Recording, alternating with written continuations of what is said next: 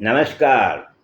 ઓમ વક્રતુંડ મહાકાય સૂર્યકોટિ સમપ્રભુ નિર્વિઘ્નમ કુરુ મે દેવ સર્વકાર્યેષુ સર્વદા. નડતા ગ્રહના શાંતિના સરળ ઉપાય એ વિષય ઉપર આપણે વાતો કરીએ છીએ. રાહુ ગ્રહની વાત ચાલુ કરી છે. રાહુ ગ્રહ વિશે ઘણા બધી વાતો આપણે કરી ચૂક્યા છીએ. આજે આપણે આપણી જન્મકુંડળીમાં રાહુ મહારાજ આપણી રાશિથી અશુભ ચાલતા હોય, બરાબર રાહુ મહારાજ જન્મકુંડળીમાં બિરાજમાન ન થયા હોય તો એને આપણે ઉપાયોની વાત છે, સરળ ઉપાય. તો રાહુ મહારાજના સરળ ઉપાયમાં શિવની ભક્તિ ખૂબ શુભ કયું છે. શિવની ભક્તિ, દેવોના દેવ મહાદેવની ભક્તિ કરવાથી રાહુ મહારાજની અશુભ અસર ઓછી થાય છે. માની ભક્તિ, માતાજીની ભક્તિ કરવાથી પણ રાહુ મહારાજનું જે અશુભ ફળ મળવાનું હોય છે તે શુભમાં રૂપાંતર થાય છે. તો ભૈરવજીની ઉપાસના માટે પણ શાસ્ત્રમાં સૂચન કર્યું છે. ભૈરવજી, તો એમની ઉપાસના પણ કરવાથી રાહુ મહારાજના જે અશુભ ફળ મળવાનું હોય છે તે ઓછું થઈ જાય છે.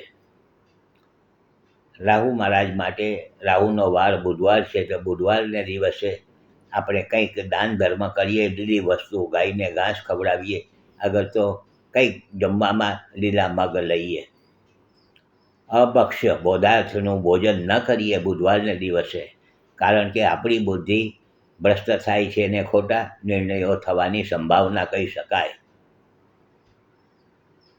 મેં લાલ કિતાબ ઘણા વર્ષો પહેલાં લખ્યું હતું. એમાં રાહુના ઉપાયમાં વહેતા પાણીમાં શ્રીફળ મૂકવાનું જણાવ્યું છે.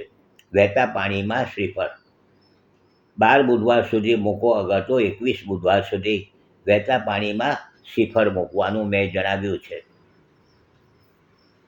શ્રીફળ એટલા માટે છે કે શ્રીફળ એ આપણા આ મગજ, આપણું જે મસ્તક છે એનું પ્રતીક છે.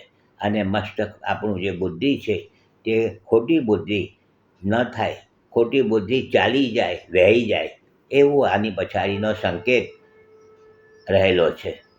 તો વહેતા પાણીમાં પણ આપણે શ્રીફળ મૂકી શકીએ છીએ. હવે કદાચ આજે વહેતા પાણીમાં ન મૂકી શકાય, કશો વાંધો નથી.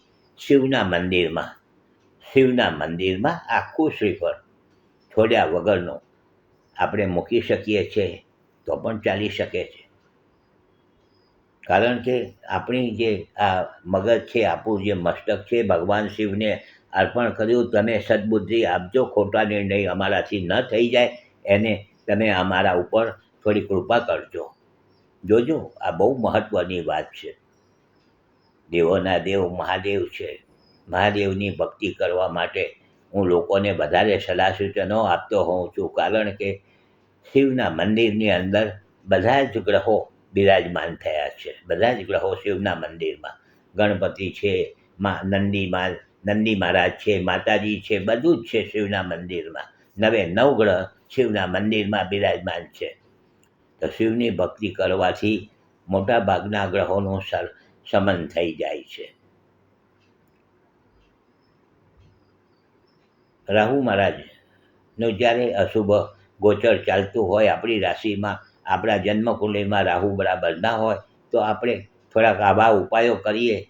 રાહુનું નંગ પહેરવાનું ઘણા સલાહ સૂચનો આપે છે, પરંતુ એ બાબતની સલાહ સૂચનો હું આપતો નથી.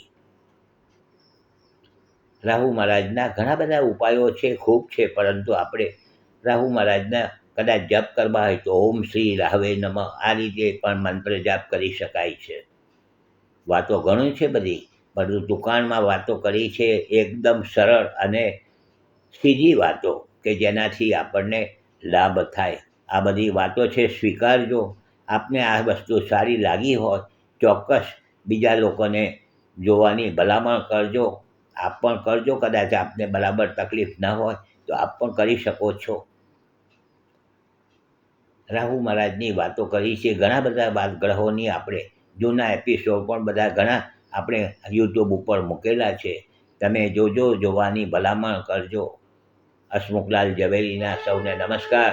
જય શ્રી કૃષ્ણ. ઓમ નમઃ શિવાય.